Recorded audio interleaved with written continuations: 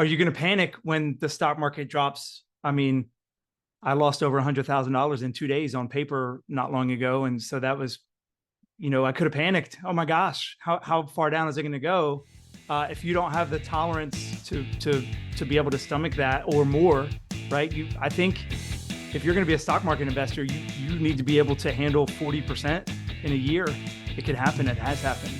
Welcome to the Teacher Money Show, the podcast dedicated to helping teachers navigate your unique financial challenges and unlock your financial superpowers. I'm your host, Sean Morgan, a full-time teacher. That's right, I teach every day just like you, and personal financial coach and speaker. And I'm here to help every teacher, whether you're a seasoned teacher looking for fresh insights or a new educator navigating your first paycheck, to have a richer wallet, classroom, and life. The contents of this podcast are informational in nature and are not legal or tax advice, and neither I nor my guests are engaged in the provision of legal, tax, or any other advice. You should not act upon this information without first seeking appropriate advice from an accountant, financial planner, lawyer, or other professional. I'm super excited to have Jeff Venables on the show today. Jeff is a longtime teacher since 1995 in the area of chemistry, forensic science, and personal finance. He is also a graduate from Dave Ramsey's Financial Peace University and has gone on to coach people through that, has become a personal financial coach, and has now gone into financial advising with his new company, Venables Solutions, as of 2024. So we're super excited to have Jeff on to the show today to talk finance, to talk this crazy market that's been going on, and have someone who can give us that unique teacher perspective while giving us this learned financial advising perspective as well. So Jeff, welcome to the show. Sean, thanks for inviting me. I'm happy to be here. Yeah, so let's just dive right on in. I mentioned that you've been a longtime teacher. How did you get into education? What's been your journey in education? And then how did you get interested in personal finance? Well, as long as I could remember, I wanted to be a teacher. And so I went to college to be a teacher. I was going to be a math teacher and then a Spanish teacher, and then I became a chemistry teacher. So I graduated from college, actually started one semester of graduate school. I was going to get my PhD in chemistry right then. But after one semester, I decided I was ready to start teaching. So I went to the classroom, started in 1995 teaching chemistry.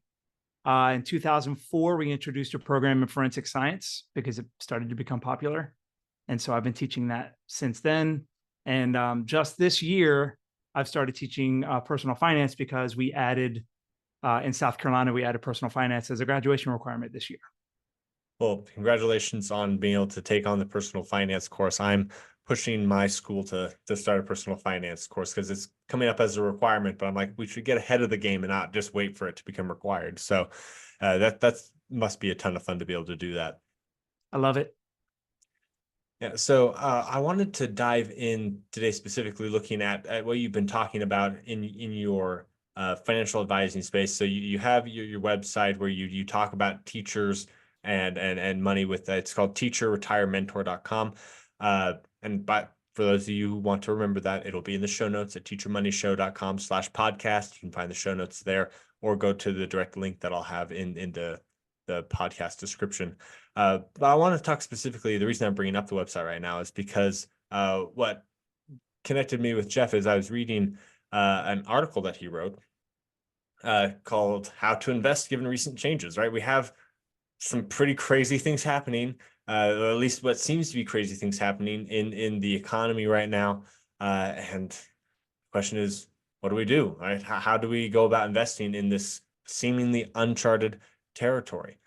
So first of all, when you say recent changes, what changes are you referring to? Well, I wrote that in late February and posted it in early March. So at the time, it was just the chaos of the new administration and all the changes that were being made and the turbulence of, markets don't like uncertainty and markets don't like chaos. And there was certainly a lot of volatility all of a sudden hitting the stock market, 10% drop in 2 weeks. And people were panicking. And I had, my colleagues coming in my classroom after the school day was over saying, what do we do?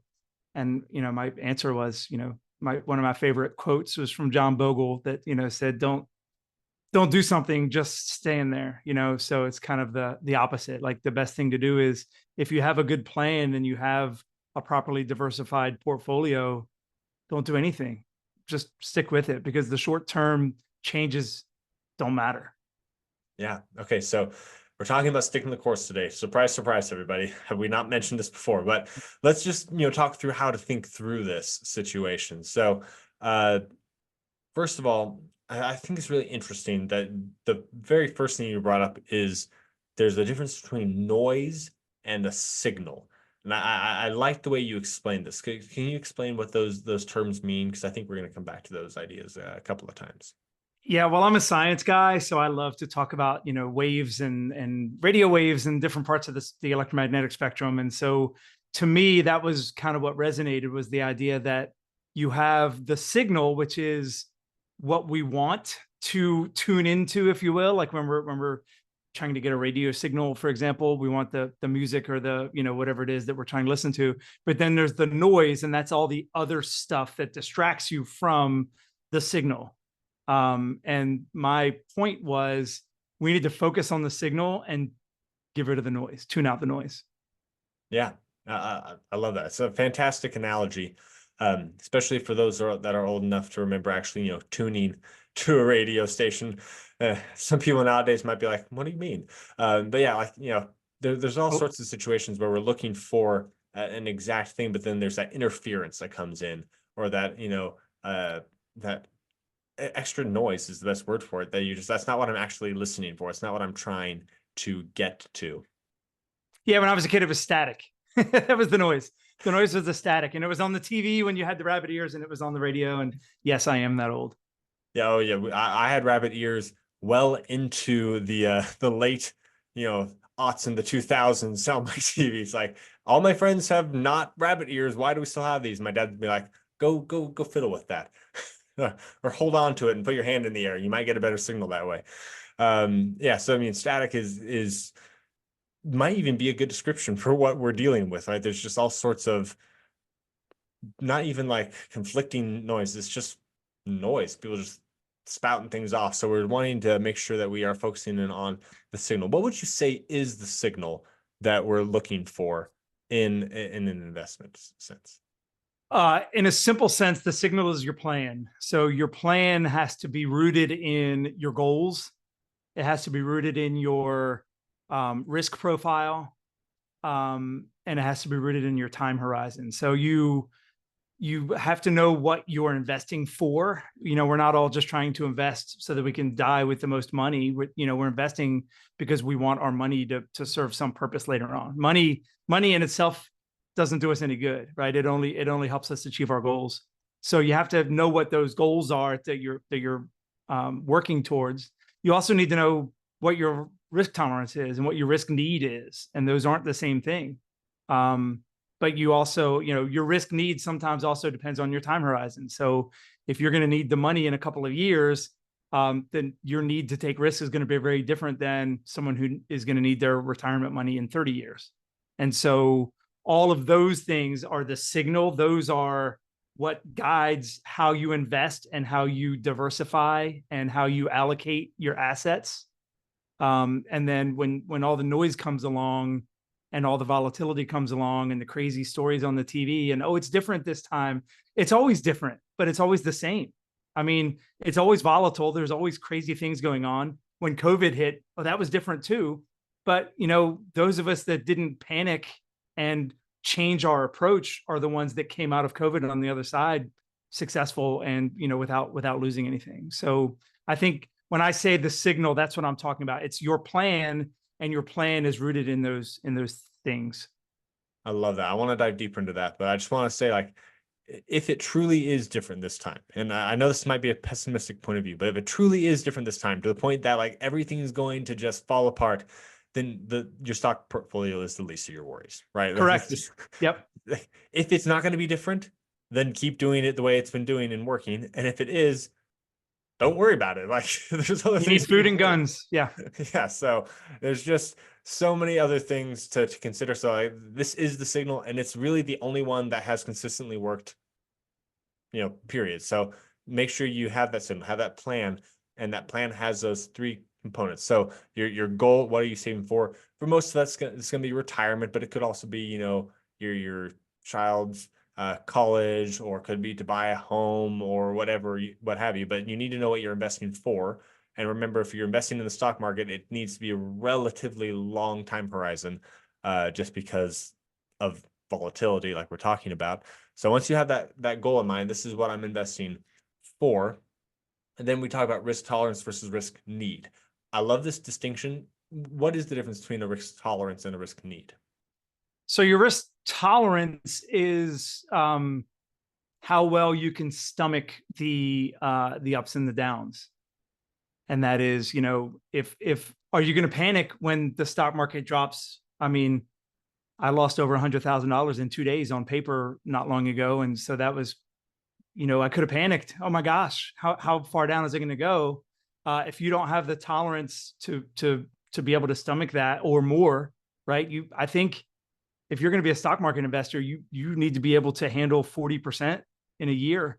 It could happen. It has happened, right? So that's your tolerance, and then your need is, I mean, where are you now, and where do you need to be, and how much growth do you need? Because you don't necessarily need to take a lot of risk if you're close to where you need to be, or maybe on the other hand, all right, if you're going to get from here to there in this amount of time, you're going to have to take a little bit more risk. And so you have to kind of merge those two things together, your tolerance and your need, to hopefully reach your goals. Yeah, I love that. And something that I think is interesting to consider is that your risk need is not, it's a need. So it's not really something that's like always driven by you, right? Like if I am 3 years away from retiring, my risk need is different than if I am 30 years away from retiring, and I can't really control for that. It's just, it changes based on where I'm at in my life, right? Absolutely. Some people don't live up to that need, though, if that makes sense. Like if I'm 30 years from retirement and I'm investing like I'm 3 years from retirement, because of my risk tolerance, that can cause some problems down the line. So how do you balance risk tolerance with, you actually need to invest more with more risk? Then you can't just put money into pretty low yield bonds or pretty low yield CDs or something like that, even if you feel like that's where your risk tolerance actually is. That's a great question. I think in a lot of cases, that's where your financial professional comes in. You have to have someone that can guide you and force you in some ways, say, hey, this is where you need what you're, again, it goes back to the plan, right? If you have a plan and where you are now and where you want to be, you can figure out what that rate of growth needs to be. And then you just have to stick with the plan. And I think that's where, a financial coach or financial advisor comes in, is to say, to kind of be your shrink, if you will, that says, hey, I know the things have been crazy lately, but you have to stick with the plan. And so, yeah, it is, there has to be a merging of those two things together. And sometimes it's almost like a give and take that has to occur so that you can balance your tolerance with your need. Yeah, so I love how you're bringing up, having someone in your corner, someone to help, push you along. And I want to clarify, just, I'm always preaching this. If you are getting a financial advisor, get a fiduciary fee only financial advisor. Someone who is selling you a life insurance product is not a financial advisor. They're just straight up not going to give you the best advice. So finding that correct person that's in your corner, and not like, oh, well, I met this person with some free donuts at my school, so I guess I should ask them. Right? Those would be the most expensive free donuts you ever got. Yeah, most expensive free donuts you ever got. Yeah, so true. So yeah, so I love that. Like if you need that push, if you know that you're not investing where you need to go, get that push. And then one other thing I think it would be good to know, like your risk tolerance, you only have to tolerate something you know about. So if you just stop checking your money so often, you won't feel it, right? Because you're not actually losing that. So I would recommend, if you feel like you're like getting swung around all the time, take a step back, stop looking at your money all the time, because that's, I really think, is going to mess with your psychology on this much more than anything else. Great advice, Sean. Okay, I think time horizon is we've already covered that pretty deeply. So you create your financial plan, you have a goal in mind, you balance your tolerance and your need for risk, you have your time horizon down, and that's how you are finding your signal. And then, as you know, Mike Tyson says, everyone's got a plan until they get punched in the mouth, right? So bam, the market drops. It feels like it's different. Oh no, the world's ending. Oh no, I didn't vote for this person and now they're in office. Or oh no, Russia's invading somewhere. Or oh no, like all these things can happen that just like makes the market, go up and down, up and down. You have this section called why reacting to the news is a losing game. So I'm asking you, why is reacting to the news a losing game? Because the news happens and we don't know how it's going to affect our money in the short term. Um, Luckily, the good news is it doesn't matter.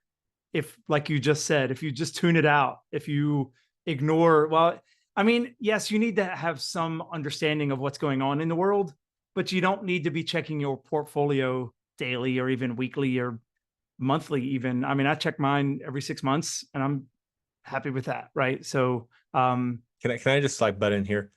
yeah. Jeff is a financial advisor and he checks his portfolio every 6 months.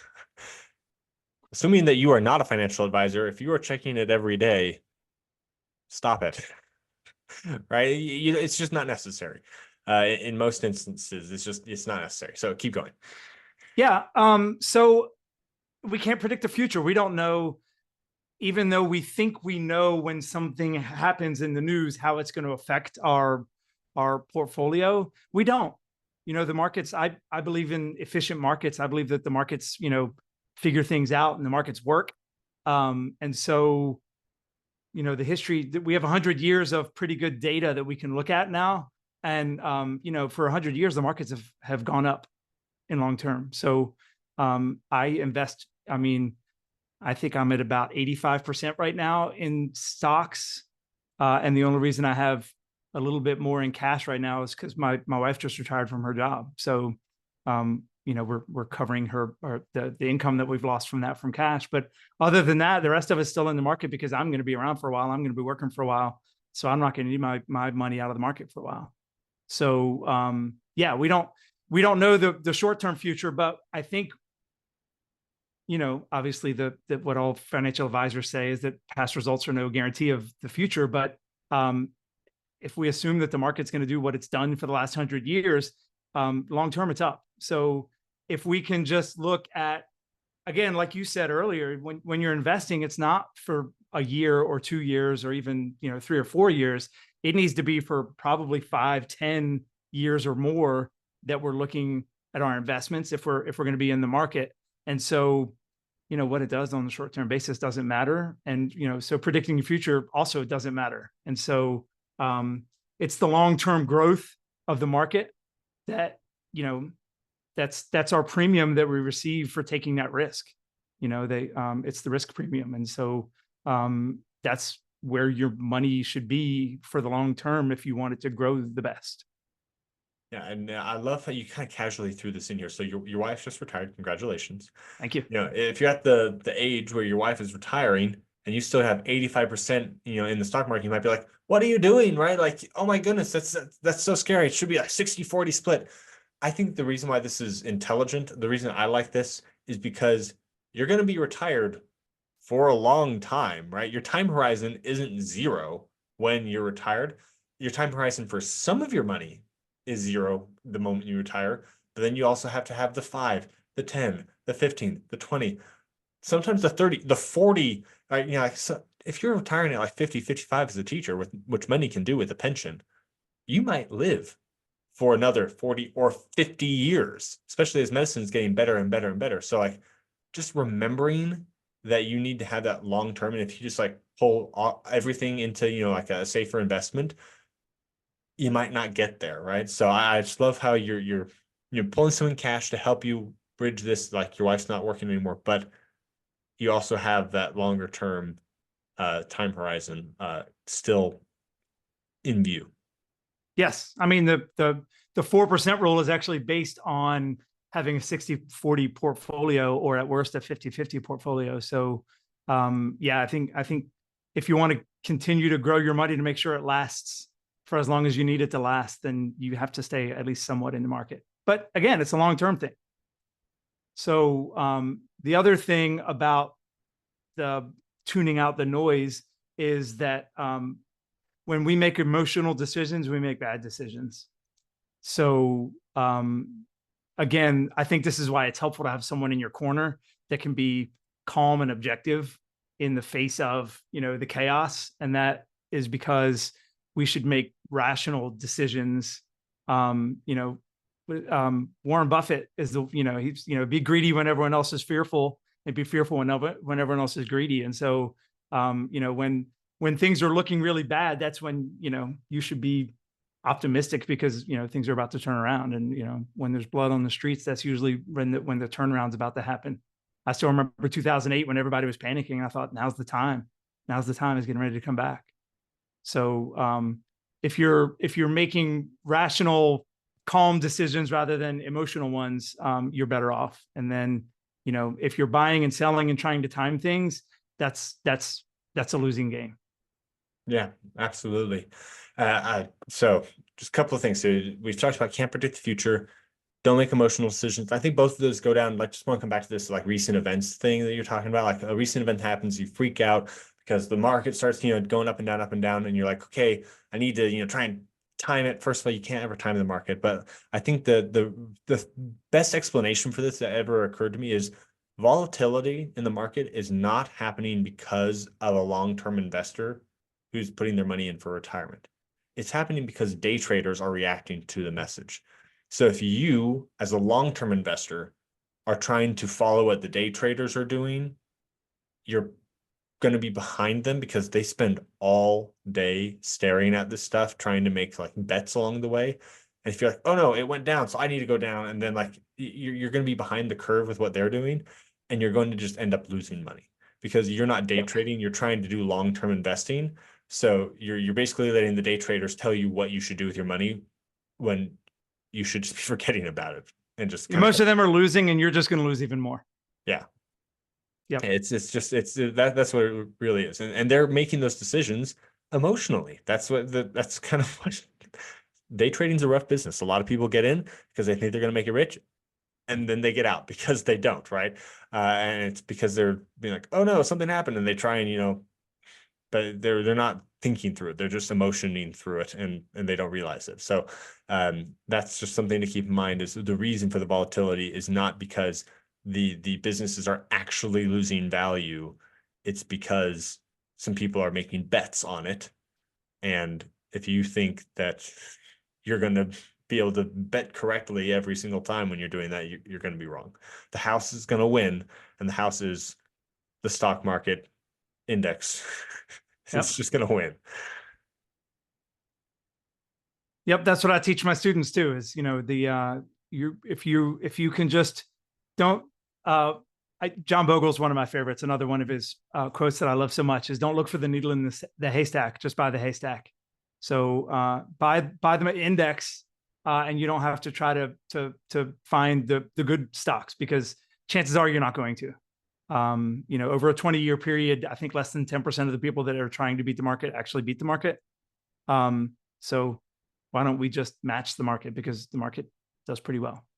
And it's not the same 10% ever. And, if you're doing a rotating thing, it changes. So that's a big deal. So we've mentioned one thing we can do to try and avoid making these emotional decisions, right? Having that person in your corner.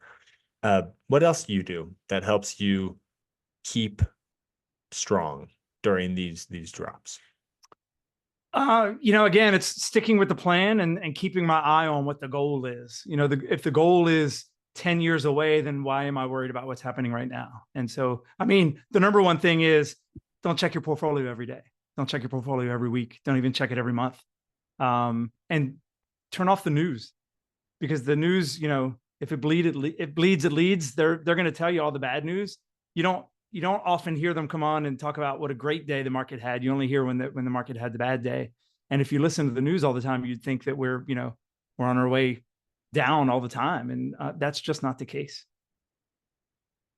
So one thing when people are thinking about looking at their plan, they think about rebalancing. Do you feel like what's your thoughts on rebalancing? Do you ever avoid rebalancing because of what's happening, or do you just say, yeah, like clockwork, I'm going to rebalance so often? What's your thoughts on that? I schedule my rebalancing and I do it once a year. Um, Occasionally, if there's a huge market correction or something like that, sometimes I might jump in and do some tax loss harvesting um, in my taxable accounts. But I usually I again, I don't like to time anything because I'm not that smart, right? I mean, I don't think anyone is. I know there's people with master's degrees and PhDs in economics that aren't smart enough to time the market. So I can't do it either. So I don't try to do that. I don't even try to time my rebalancing. I just, when it's time to do it, when that time of the year comes around, that's when I'll do it. I'll make sure everything's right back where it's supposed to be. Yeah, I can't agree with you enough that just you're rebalancing because it's just a part of what you do. It's not a reaction, right? If you try and rebalance every time something happens, pretty soon you're just gonna be right back in there again, messing with it every day, every week, whatever, and it's just going to end up not being where you want it to be. So I think that is a fantastic piece of advice. Yep, absolutely true. So how do you balance being informed with not letting that push you in the wrong direction? It's one of those things I think that requires I don't know if practice is the right word, but it's kind of like you have to condition yourself to to to handle the volatility. You have to condition yourself to be able to hear the news and see the news and not do anything about it. Um, I'm it's just one of those things you just have to like learn to see it and ignore it, and just let it be. I don't know a better way to describe it other than the first time you see a big huge market drop, when you first started investing, it's kind of scary and you think, oh no, what am I supposed to do? And if you're searching the right sources and if you're listening to boglehead people or to people that do the research, right, then you're going to say, oh, I should do nothing. And then when you do nothing, eventually, maybe a week, maybe a month, maybe a year, I don't know, but then the market, everything comes back, everything is fine. And so it's kind of, once you've been through it a few times, once you've ridden the roller coaster and you didn't jump off, and you were buckled in, um, the ride's not so bad. Yeah, and I do want to correct one thing you say. When the market's dropping, what should you do? Buy more. That's Yeah, my if you personal. got if you got cash sitting on the side, why not? Yeah, Yeah. right. If you got the money and it's not gonna like hurt you personally, buying more when it's going down, like that's that moment when everyone's fearful, when you can be greedy because it's gonna come back. And past performance is not indicative of future results, that whole thing. But like it's gonna come back most likely. And you're just getting it at a discount, right? You're getting it's, think of it like when you go to your favorite store, mine's Costco, and you see something, discounted, and you're like, I was gonna buy that anyway. Sweet, you discount, right? That's all you have to do. Think about it that way. It's like, well, I wasn't gonna buy, toilet paper today, but it's $10 off. I might as well buy some toilet paper right now. And I'll just store it until I need it, right? That's what we're doing with our stocks. When it's going down, if you've got the money, you get it on discounts. That way you have more of that stock when it's gone back up. Yeah, it's funny. The stock market seems to be the only place where when things go on sale, people seem to run away. I've never understood that. Yeah, my wife was taking an economics class, and she had to explain why people left the market when it dropped, and she's just like, "Why would you? That's really dumb." Like, and she's not like a financial person. She's just thought about it like, "That's a dumb idea," and it's like, "Yeah, I don't know why people do it either." Right? So, but Emotions. it does take some discipline, because it's so much more, emotional, I guess, than a bargain, right? Because it's kind of your livelihood at risk there. So it takes practice. Watch it happen. Don't react. I was listening to the Mad Scientist. He was talking about this. He's one of the original people in the finance space, and he's talked about when there was that huge tank in the market during COVID, how he was like freaking out. It's like I thought, he thought he was really risk tolerant. He's like, but he just forced himself by sheer will to not do anything about it until after. And then once it normalized again, he's like, okay, knowing how I felt, now I can reallocate, now I can rebalance, at the appropriate time. But he didn't let himself rebalance emotionally right then and there, because then he would have actually lost out. So, you can pay attention to how you feel during that. That's going to help you understand your risk tolerance, but don't make that reaction right then. Yeah, no, the worst time to act is in the emotional moment. Yeah. It's like, it's like the thing when you don't want to say that thing, when you're in the middle of that argument, when you're in that heightened emotional moment, you don't want to say that wrong thing in the argument because you'll regret it later. You don't want to make that move when you're in the middle of the emotions of the market. Yeah. Awesome. Well, Jeff, we're starting to wrap up here. I wanted to ask you before I get into my last two questions, is there any other thing about this idea of, investing or staying the course that you would like to bring up and share with our teachers that are listening? The main thing is just make sure the plan is important. You don't need a financial planner to make the plan. You can make your own plan, but you should have a plan for your future and know, what you want your money to do for you, right? What are the goals that you need to accomplish with the money? So I think that's kind of your anchor. That needs to be what sets you, keeps you where you need to be and moving towards where you're trying to go is make sure you have a plan. And if you don't have a plan, if all you're doing is, trying to amass a bunch of money for no particular reason, then take a step back and say, well, okay, maybe I need to come up with some goals. Maybe I need to, think about it, taking a trip, think of something fun you can do or something cool that you can buy. If you have too much money and you don't have anything to do with it, find something to do with it, because the money is not about the money. The money is about finding things to enrich your life. And so find those goals, find those things that you want to go after, and then make a plan and then do it, execute it. Awesome. And if you have too much money, you don't know what to do with it, you can share some with me if you'd like. Yeah, I've got an email address. I'll share with you later. All right. So my last two questions for you, Jeff. What is your number one tip for teachers to have a richer wallet, classroom, and life? Well, probably the same as most people's, spend less than you earn and save the rest and invest the rest. So the most important thing is one thing that I've learned a long time ago is it doesn't matter how much money you make, you can spend more, but you can also spend less.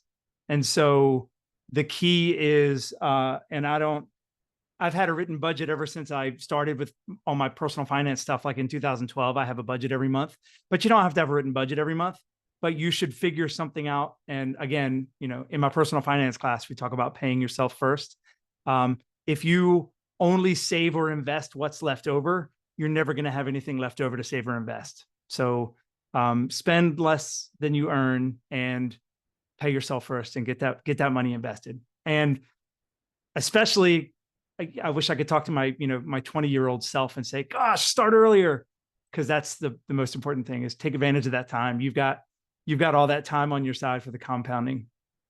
Take advantage of it. I love it. I love it. And the whole idea of pay yourself first, I think of just The Richest Man in Babylon, that book, every time. So if you haven't read The Richest Man in Babylon, I highly recommend everyone reads it. I'll have a link to that as well in the show notes today, just because it's one of my favorite finance books, because it's a story, so it's so accessible. And really that you just have to make that space. Otherwise it's not going to be there. Right? It's just, you will always spend as much as you have unless you make the space. Okay, last question, Jeff. If a teacher wants to connect with you, maybe they are looking for some financial advice and they want that teacher perspective, how can they get in contact with you? So my website is venablesfinancialsolutions.com.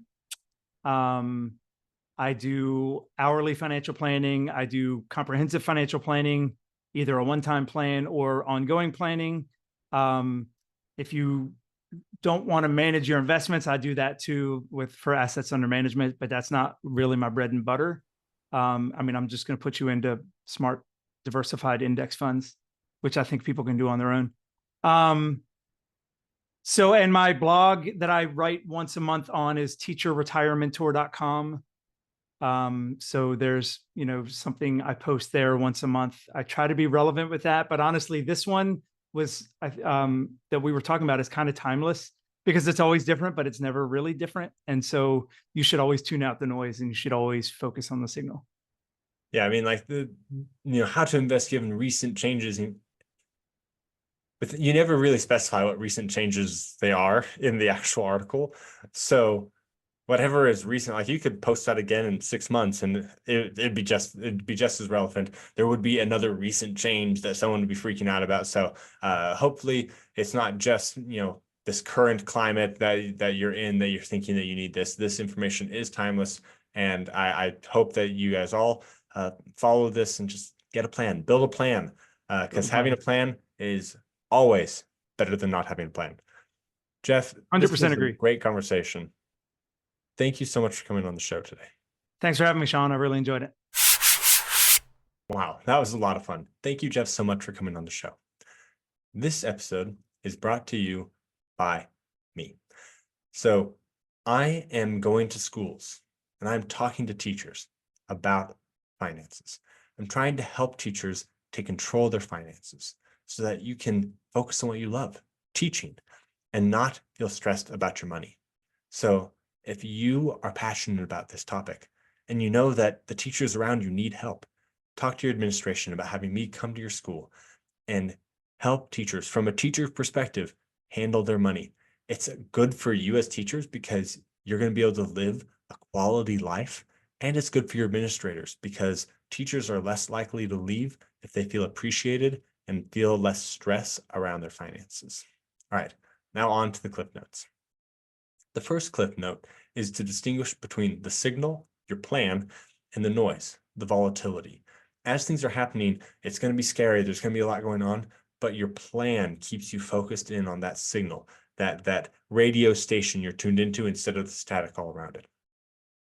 Number 2, your risk tolerance versus your risk need. I loved this concept. There's some things that you need, right? You need to have a higher reward. So you might need to have a higher risk if you're trying to grow your money faster over a short period of time. Or you might need to have a lower risk if you're trying to retire in the next couple of years.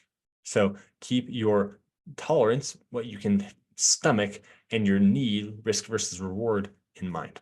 Number 3, we cannot predict the future. I think that kind of covers it, right? Don't assume you know what's going to happen. Think of COVID. When COVID hit, it tanked, people freaked out. And then I feel like it was like a month later, it's like, oh, never mind, we're good. It's all back, right? You can't predict what's going to happen in the future. So don't try and time the market. Number 4, stick to the plan. I feel like I'm going to say this one a few times in different ways, but just stick to the plan, right? If it's in the news and it's scaring you, stick to the plan. If you think the future is going to be, this or that, just stick to the plan. Know what your plan is. Remember, your plan has those parts of your goal, your risk level, and then your time horizon. Create that plan, know what you're doing, and stick with it. Number 5, don't try and time the market, even when it comes to rebalancing, right? You don't be like, oh, I'm just rebalancing, but you're acting out of an impulse. Set a time you're going to rebalance. 6 months is probably the shortest I would do. You can do shorter if you really want to, but yearly is really how often most people would rebalance. So just set a timer, do it right then, and don't think about it again. Just let it ride. Remember that the study by Vanguard showed that people who are dead outperformed people who are picking stocks just because they let their investments ride. So that is what you need to do. Just have that rebalance only when you need to and not more often than that. 6, it takes practice not to react. So if you feel the itch to react, just realize that's normal. We make emotional decisions. as human beings. So you need to practice not reacting to these situations. Watch it happen. Talk to yourself through it. Say, okay, this is how I'm feeling. This is what I want to do. And then try and not have that emotional reaction to the market volatility. And then number 7, classic advice. I love the way he put it. It doesn't matter how much you make, you can spend more. So spend less, right? Whatever your salary is, choose to spend less. So that way you can invest early and often and just watch it grow to meet your goal. Okay, that was the show. It was a fantastic conversation about staying the course. And if you stay the course, if you just keep doing what you're supposed to do, you will eventually get there. But remember, as a teacher, you are already rich. Your wallet just needs to catch up. If you would like help on your personal financial situation, go to teachermoneyshow.com/coaching and you'll be able to find different ways I can help you there. If you would like to participate in spreading this message of financial empowerment to teachers, I would encourage you to talk to your administrator or to your district level about going to SeanKMorgan.com to find more information there. And regardless of which one of those you need, please like and subscribe so that way we can spread the reach of this more. Leave a 5-star rating and review. That's going to help more teachers find this, and then turn around and tell a teacher friend. I really appreciate it.